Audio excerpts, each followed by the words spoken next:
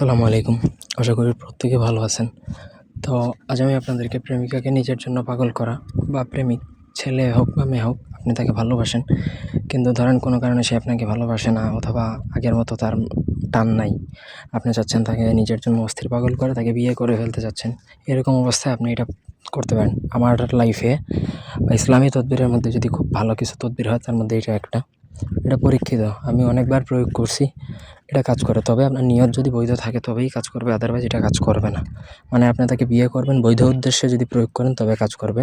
কোনো অসৎ উদ্দেশ্য, তার সাথে মেলামেশা করবেন, শারীরিক সম্পর্ক করবেন, এইগুলো উদ্দেশ্য নিয়ে কাজ করলে কাজ হবে না, উল্টা আপনার ক্ষতি হবে। ব্যক্তিগত যে কোনো প্রয়োজন বা যে কোনো কাজ আমাদেরকে দিয়ে করাতে চাইলে স্ক্রিনে দেওয়া নাম্বারে সরাসরি ফোনে, হোয়াটসঅ্যাপ অথবা ইমোতে যোগাযোগ করে যে কোনো কাজ করাতে পারবেন, দেশে অথবা দেশের বাইরে থেকে। তো সর্বপ্রথম এই নকশা প্রয়োগের জন্য আপনি যার জন্য প্রয়োগ করবেন তার ব্যবহৃত কাপড় লাগবে। তার ব্যবহৃত কাপড় ছাড়া হবে না। ব্যবহৃত কাপড়টা চেষ্টা করবেন এক কালারের হওয়ার, তাহলে নকশাটা লিখলে বোঝা যাবে। প্রিন্টের কাপড় হলে আপনার মোটামুটি নকশা লেখার মতো জায়গা থাকতে হবে, যেটা এক কালার। আশা করি বুঝাইতে পারছি। এবং এই নকশাটা আপনাকে সেই কাপড়ের মধ্যে লিখতে হবে। ব্যবহৃত কাপড় ছাড়া এটা প্রয়োগ করা যায় না। সুতরাং বিকল্প কোনো চিন্তাধারা থাকলে এটা প্রয়োগ করার দরকার নেই। নিয়ম যেভাবে বলবো সেভাবে যদি আপনি প্রয়োগ করতে পারেন, আপনি 100তে 100% কাজ হবে।